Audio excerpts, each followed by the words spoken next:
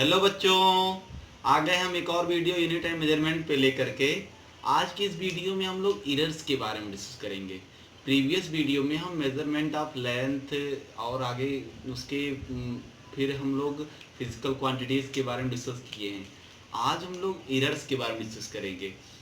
देखिए, measurement is the foundation of all experimental science and technology. Measurement जो है ये एक फाउंडेशन है जितने भी एक्सपेरिमेंटल साइंस हैं, ठीक है। तो मेजरमेंट बहुत ज़रूरी होता है हमारे लिए, ठीक। और जो हम मेजरमेंट करते हैं तो कुछ अनसर्टेनिटी भी होती है, कुछ अनिश्चितता भी होती है। ऐसे अनिश्चितताओं को हम लोग बोलते हैं इरर्स, ठीक है। जब भी हम मेजरमेंट करेंगे तो कुछ ना कुछ कमियां आएंगी, कुछ ना कुछ अनसर्टेनिटी तो आएंगी, और उसी को हम लोग बोलते हैं इरर्स। तो इरर्स को हम लोग कैलकुलेट कैसे करते हैं? जैसे मान लीजिए हमको इस मार्कर की लेंथ को मेज़र करना है, तो इसकी जो लेंथ है इसको जब हम मेज़र करेंगे तो मेज़र करने पे जो हमको वैल्यू मिलती है उसे हम लोग बोलते हैं मेजर्ड वैल्यू।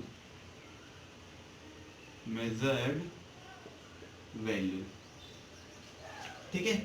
और इसके बाद मान लीजिए इसका कुछ ना कुछ तो ट्रू वैल्यू रहा ही होगा, पहले से ही इंस्ट्रूमेंट से मेज़र करके इसकी कुछ ना कुछ तो वैल्यू बताई ही गई होगी, और हम जब मेज़र किए तो एक मेजर्ड वैल्यू मिली। पहले से ही इसका एक मेजर्ड वैल्यू होगी तो उसे हम लोग बोलेंगे ट्रू वैल्यू, ठीक है। तो जो मेजर्ड वैल्यू और ट्रू वैल्यू का जो डिफरेंस होता है, जिसका वास्तविक मान है, इसकी वास्तविक लेंथ जो है, ठीक है, उनका जो डिफरेंस होता है, मेजर्ड वैल्यू और ट्रू वैल्यू का जो डिफरेंस होता है, इसी को हम लोग बोलते हैं एरर, ठीक है। Error is calculated by the difference of measured value and true value. इनके डिफरेंस से ही हम कैलकुलेट कर सकते हैं एरर को, ठीक। जैसे मान लीजिए कि इसका ट्रू वैल्यू रहा होगा 2.35 सेंटीमीटर, ये ट्रू वैल्यू है, ठीक। और इसका जो मेजर्ड वैल्यू मान लीजिए हमने मेजर किया तो आया 2.30 सेंटीमीटर, ये आपका आया मेजर्ड वैल्यू। तो जो इनका डिफरेंस होगा, डिफरेंस कितना हो जाएगा 0.05 सेंटीमीटर, यही होगा एरर, ठीक। एरर आपका पॉजिटिव भी हो सकता है, नेगेटिव भी हो सकता है, कुछ भी हो सकता है, जीरो भी हो सकता है, ठीक। ओके, तो देखिए एरर्स बेसिकली टू टाइप्स के होते हैं। एरर्स, एक होता है आपका सिस्टमेटिक एरर और दूसरा होता है रैंडम एरर।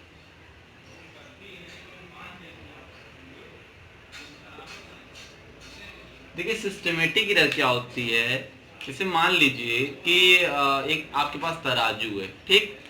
अब उस तराजू में क्या है, वो पहले से ही 10 ग्राम वेट मतलब बताता है, पहले से ही, मतलब उस पर अगर कुछ भी हम ना रखें दोनों पल्ले पे, फिर भी वो 10 ग्राम वैल्यू बताता है।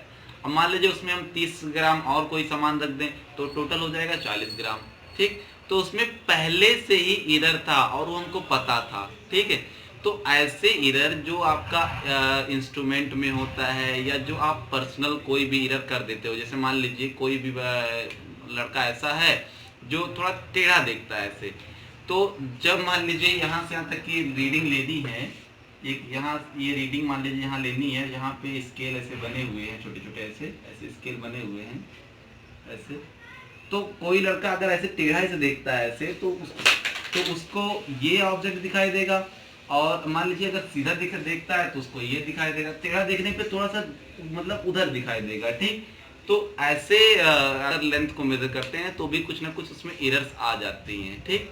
तो ऐसे एरर्स हमको पता होते हैं, it is known to us, ये हमको नोन होती है, नोन टू अस, ठीक। तो ऐसे एरर्स को हम लोग बोलते हैं सिस्टमेटिक एरर, और इसको हम लोग कैलकुलेट भी कर सकते हैं। जब हम कोई चीज़ मेजर करेंगे उसमें से जो हमारे अंदर एरर है या जो इंस्ट्रूमेंट के अंदर एरर है उसको माइनस कर दीजिए, तो इसको हम लोग कैलकुलेट कर सकते हैं, ठीक है। बट आइए समझते हैं रैंडम एरर क्या होती है। तो रैंडम एरर ऐसी एरर होती है जो रैंडमली हो जाती है, पता नहीं होता है कि ये किस वजह से ये एरर आ रही है। जैसे मान लीजिए किसी चीज़ की आप रीडिंग लेते हैं तो उस समय रीडिंग लेते समय मान लीजिए कहीं हवा तेज चल गई, या फिर मान लीजिए टेम्परेचर हाई लो हो जाएगा, या और कुछ एरर्स की वजह से, मतलब अगर फ्लक्चुएट करता रहे एकदम, मतलब उसकी रीडिंग जो है बार बार लेने पे अलग अलग आए और पता ना रहे कि किस वजह से ये एरर हो रही है, तो ऐसा एरर जो होता है वो आपका कौन सा एरर होता है? ऐसा एरर रैंडम एरर होता है। ये पॉजिटिव भी कभी आएगा, कभी निगेटिव भी आएगा, कभी जीरो आ जाएगा, मतलब इसमें कुछ भी आ सकता है, ये पता हमको नहीं रहती है। ठीक, तो ऐसा एरर होता है आपका रैंडम एरर। ये टेम्परेचर चेंज होने से या फ्लक्चुएट करने से, या कोई भी जो हम नहीं चाहते हैं, जो हम जानते नहीं है, ऐसे अगर कोई भी चेंजिंग आ जाती है तो उस समय जो एरर आती है वो रैंडम एरर होती है। सिस्टमेटिक एरर में हमको पता होती है कि कौन सी के मतलब किस वजह से ये एरर आ रही है। ठीक, तो इसका डेफिनेशन आइए देखते हैं। इसको जानने से पहले हम एक्यूरेसी और प्रिसीजन क्या होती है उसके बारे में देखते हैं। देखिए, एक्यूरेसी और प्रिसीजन क्या होती है। एक्यूरेसी हमको ये बताता है कि हम ट्रू वैल्यू के कितने करीब मेजर कर लिए। ठीक है, जैसे मान लीजिए कि अगर आप किसी भी लेंथ को मेजर कर रहे हैं तो मान लीजिए उसकी अगर ट्रू वैल्यू मान लीजिए 3.768 है। ठीक, अब आपने जब मेजर किया तो मेजर करने पे मान लीजिए आपने मेजर किया 3.75। ठीक, तो आप कितने करीब हैं? एक दूसरा कोई मेजर किया जिसका आया 3.35 या 45, ऐसे एक और मेजर किया 3.65। ठीक, तो आपसे पूछा जाए इसमें से बताइए मोर एक्यूरेट रिजल्ट कौन दिया है, तो आप देखेंगे कि जो इसमें सबसे फर्स्ट एक्सपेरिमेंट जो किया था 3.75, ये मोर एक्यूरेट है। मोर एक्यूरेट क्यों है? क्योंकि देखिए ये ट्रू वैल्यू के बहुत ही करीब है, बहुत करीब, बहुत पास में है, इन सब की अपेक्षा ये ट्रू वैल्यू के बहुत करीब है, इस वजह से ये मोर एक्यूरेट है। ठीक, तो कितने करीब ट्रू वैल्यू के आप होते हैं वो बताता है एक्यूरेसी। ठीक, ओके। अब प्रेसीजन क्या होती है?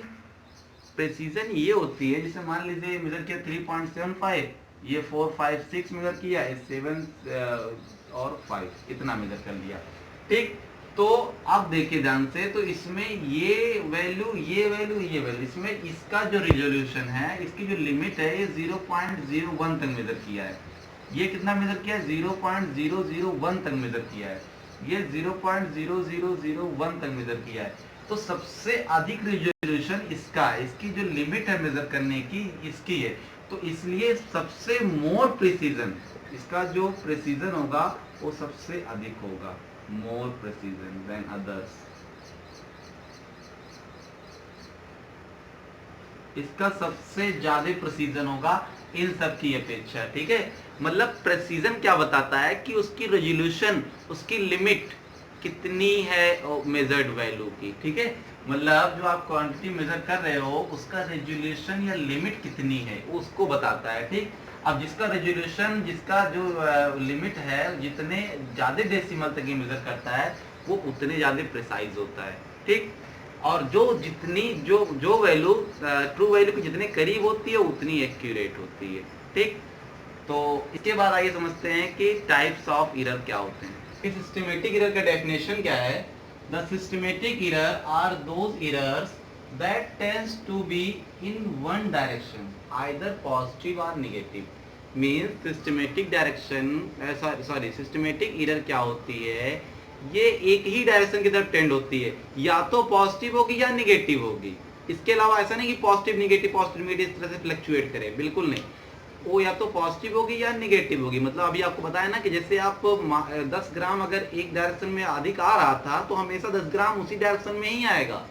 मतलब हमको पता है कि उसमें कोई ना कोई ऐसा एरर है जो 10 ग्राम इस तरफ ज्यादा कर दे रहा है। ठीक है, या इस तरफ अगर हम 20 ग्राम और लगा दे तो 10 ग्राम इधर अधिक हो जाएगा। ठीक, तो ये सिर्फ एक ही डायरेक्शन में एरर आएगा, दूसरे डायरेक्शन में नहीं आएगा, फ्लक्चुएट नहीं करता। ये पता होता है कि बस इसी की वजह से एरर आ गया। या कोई जब टेढ़ा आदमी देखता है तो उसे पता होती है कि हाँ ये इस तरह से देखा, इस वजह से इसकी एरर आ गई। अगर इधर से देखेगा तो उसी डायरेक्शन में हमेशा वही एरर आएगा। पॉजिटिव आना होगा तो पॉजिटिव, निगेटिव आना होगा तो निगेटिव एरर आएगा। ठीक है, मतलब हमेशा उसी डायरेक्शन में देखेगा तो हमेशा वही आएगा, दूसरे डायरेक्शन में देखेगा तो दूसरा मतलब आ जाएगा एरर, पॉजिटिव निगेटिव इस तरह से चेंज होगा। लेकिन एक ही डायरेक्शन में होगा तो उसमें कोई चेंजिंग नहीं आएगी। ठीक, तो ये जो एरर होती है ये एक ही डायरेक्शन में होती है और ये नोन होती है, इसको हम कैलकुलेट भी कर सकते हैं आसानी से। बट रैंडम एरर क्या होती है? The random error are those error which occurs irregularly. ये पता नहीं होता है कि ये किस वजह से हो रही है, इरेगुलरली होता है, कभी पॉजिटिव होगा, कभी निगेटिव होगा, फ्लक्चुएट करता रहता है, कभी भी कुछ भी आ जाएगा। मतलब बार बार अगर आप रीडिंग लेते हो तो हर बार अलग अलग आती है। इसीलिए जब कोई एक्सपेरिमेंट हम लोग करते हैं तो बार बार रीडिंग लेते हैं, ठीक है। तो ये इरेगुलरली होता है and hence are random with respect to sign and size. मतलब इसका जो साइन होता है, साइन मतलब पॉजिटिव निगेटिव, ये हमेशा चेंज होता रहता है, रैंडम होता है। और इसकी साइज मतलब हमेशा उसकी साइज, उसके जो साइन है वो हमेशा रैंडमली चेंज होते रहते हैं, फ्लक्चुएट करता है। ये फ्लक्चुएट किस लिए करता है? Due to temperature, due to air, मतलब बहुत सारे हो सकते हैं, कुछ भी एयर की वजह से हो जाएगा, ठीक है, या फिर आपका मतलब कोई भी अनप्रेडिक्टेबल जितने भी आपके फ्लक्चुएशंस होते हैं उसकी वजह से ये होता रहता है, ठीक। तो अब इस एरर को हम लोग दूर कैसे करें, इसको कैलकुलेट कैसे करें? इसको कैलकुलेट करने के लिए आप ऐसा कीजिए, ढेर सारे एक्सपेरिमेंट कीजिए। मतलब किसी एक्सपेरिमेंट को अधिक बार रीडिंग लीजिए उसी एक्सपेरिमेंट को कर करके।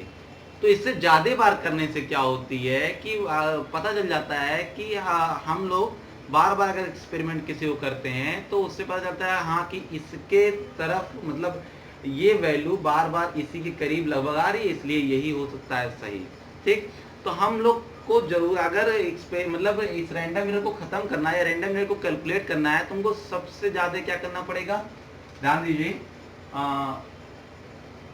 टू मिनिमाइज रैंडम एरर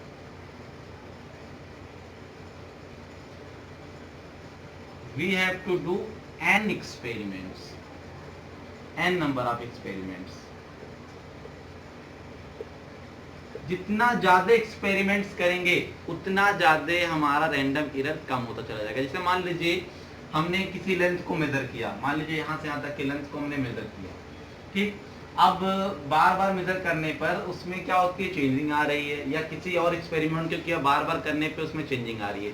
तो पहले एक्सपेरिमेंट में मान लीजिए A1 आ गया, दूसरे एक्सपेरिमेंट में A2 आ गया, तीसरे एक्सपेरिमेंट A3 आ गया। ऐसे आप कई बार रीडिंग ले लीजिए, इसमें A4 आ गया, और फिर क्या कीजिए, उसका मीन ले लीजिए। मीन, इन सबका अगर हम मीन ले लें, मीन लेने का मतलब मान लीजिए ऐसे हमने n टाइम्स किया, n टाइम्स, और n से बाद में आप डिवाइड कर दीजिए। तो जो इसका मीन आता है, A का मीन जो आएगा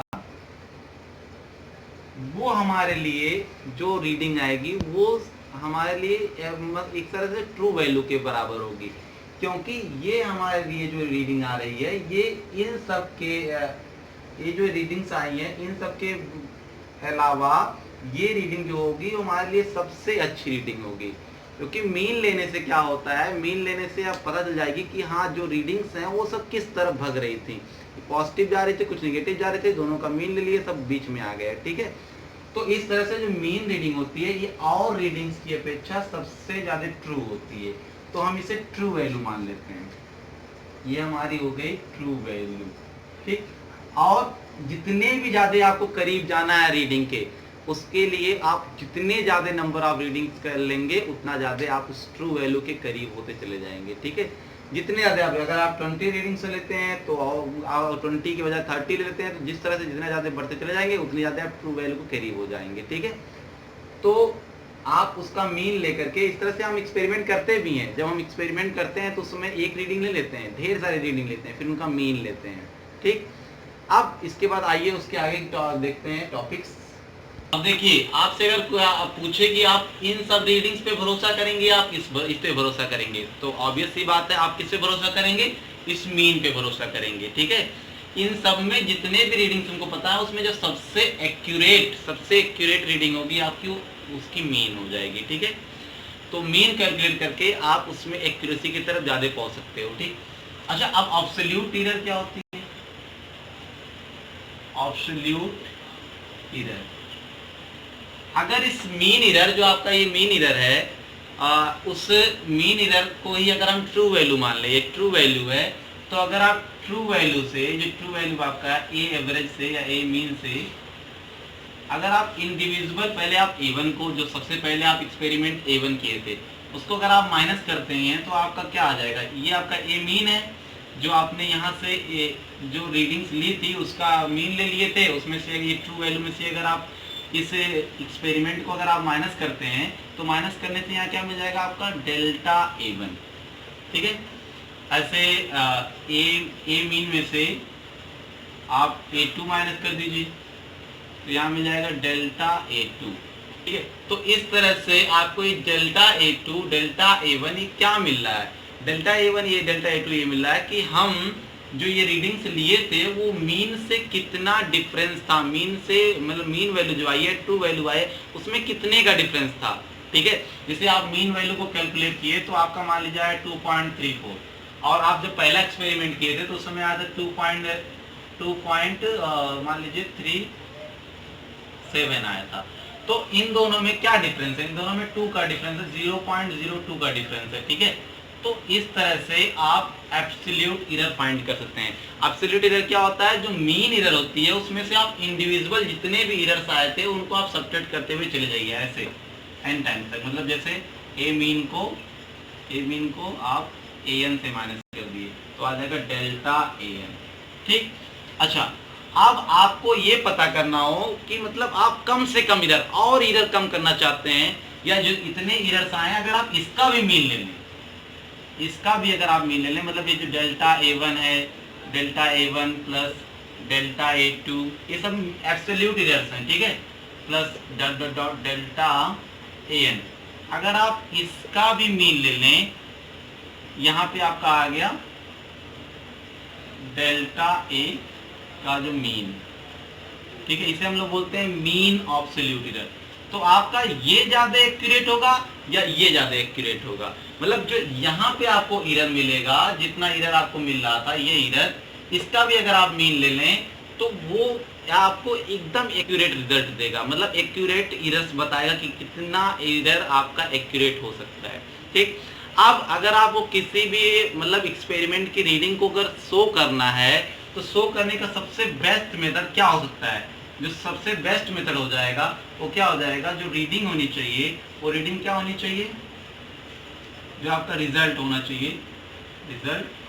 वो रिजल्ट आप अगर ऐसे लिख दें ए मीन जो आपने एवरेज फाइंड किया था सभी एक्सपेरिमेंट का, और प्लस माइनस डेल्टा ए का अगर मीन, अगर आप इस रिजल्ट को शो करेंगे तो जो आपका एग्जामिनर होगा वो बहुत खुश होगा आपसे, ठीक है, क्योंकि this is the best method to show our result by in any experiment. किसी भी एक्सपेरिमेंट में जो सबसे बेस्ट मेथड होता है रिजल्ट को या रीडिंग को शो करने का, वो आपका होता है उसका मीन ले लीजिए, और फिर जो उसमें एरर्स आए हुए थे, एरर्स अगर आप उनका भी मीन ले लेते हैं तो इसको आप प्लस माइनस कर देंगे, इच्छा करे जोड़ लीजिए, इच्छा करे हटा लीजिए। तो ये सबसे बेस्ट मेथड होती है किसी भी एक्सपेरिमेंट की रीडिंग को शो करने का, ठीक। देखिए, आप समझने का प्रयास कीजिए, हमने क्या किया, हमने सबसे पहले एब्सोल्यूट एरर फाइंड किया है, जो ये हमने एक्सपेरिमेंट किया था, इस एक्सपेरिमेंट की जो रीडिंग आई थी उसका मीन लिया, मीन लेने के बाद उसमें से भी पता किया कि उसके अंदर फिर उनमें क्या डिफरेंस आ रही है, फिर जो डिफरेंसेस आ रही थी उनका फिर मीन लिया, और उस मीन को हमने इसमें ऐड या सब्ट्रैक्ट कर दिया, ठीक। तो इससे इसमें जो चेंजिंग आ रही थी, इस मीन में जो यहाँ पे चेंजिंग आ रही थी, ये सारी चेंजिंग, उनका फिर मीन लेके का हम इसको सब्ट्रैक्ट या ऐड कर दें तो ये आपका सबसे बेस्ट रीडिंग हो जाएगी, ठीक है।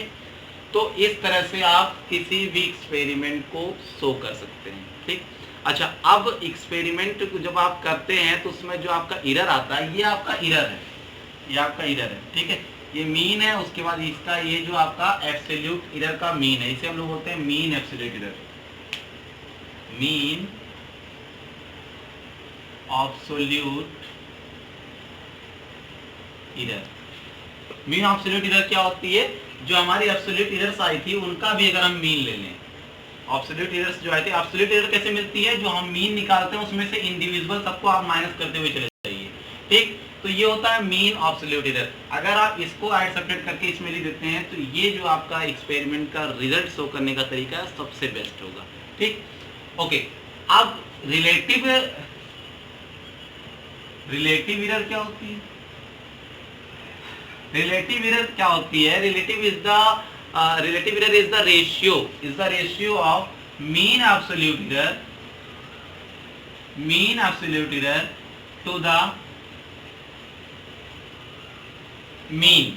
मीन ऑफ द या ट्रू वैल्यू आप कह सकते हैं, mean of the experiment, all the experiment, जो आपका ऑल द एक्सपेरिमेंट था उनका आप मीन ले लीजिए, और यहाँ पे जो मीन एब्सोल्यूट एरर आया होता है ये इनका जो रेशियो होता है इसी को हम लोग बोलते हैं रिलेटिव एरर। ठीक है, अगर हम इसमें 100 का मल्टीप्लाई कर दें, 100 का मल्टीप्लाई कर दें तो आ जाएगा परसेंटेज एरर।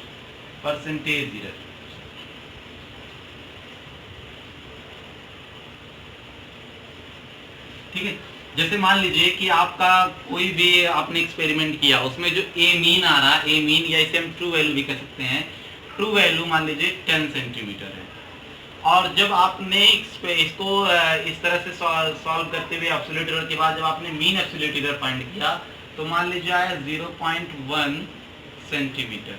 ठीक है, इतना इसमें मीन एब्सोल्यूट एरर आया, तो आपको परसेंटेज एरर फाइंड करना कि हमने कितना परसेंट एरर किया। तो परसेंटेज एरर के लिए क्या करेंगे, ये जो आपका डेल्टा ए मीन है, मीन एब्सोल्यूट एरर, इसको आप ऊपर रखेंगे 0.1 और नीचे आपका रहेगा एवरेज, ये जो मीन है यानी कि ये जाएगा 10 × 100। तो आपने कितना एरर किया, 10 का आप 1 में मल्टीप्लाई करें 1%, आपने 1% एरर किया पूरे मेजरमेंट में। ठीक है, तो इस तरह से आप परसेंटेज एरर भी फाइंड कर सकते हैं। ठीक, तो आज के वीडियो में हम लोग क्या क्या सीखे, पहले तो एरर क्या होती है, एरर के टाइप्स के बारे में डिस्कस किए, एक्यूरेसी और प्रिसीजन क्या होती है, कितना आप उसमें करीब होते हैं वो एक एक्यूरेसी होती है ट्रू वैल्यू के, और कितना रेजोल्यूशन तक आप मेजर कर रहे हैं वो आपका प्रिसीजन होता है। फिर आपने देखा सिस्टमेटिक एरर और इसके बाद रैंडम एरर। रैंडम एरर हमको पता नहीं होता, उसको आपको रैंडम एरर को अगर आप जितना ज़्यादा कम करने का प्रयास करेंगे उसके लिए आपको कम करने के लिए क्या करना पड़ेगा, आप उसका मीन लीजिए, मीन लेने के बाद आप उसका एब्सोल्यूट एरर लीजिए, एब्सोल्यूट के बाद आप उसका भी मीन ले लीजिए और फिर उसको यहाँ प्लस माइनस करके ले देंगे, तो it is the best representation to show your result. ठीक है, इसके बाद इस तरह से आप फिर रिलेटिव एरर फाइंड कर सकते हैं, परसेंटेज एरर भी आप उसमें 100 का मल्टीप्लाई करके परसेंटेज एरर भी फाइंड कर सकते हैं। Okay, thank you for watching my video. Next video जल्दी।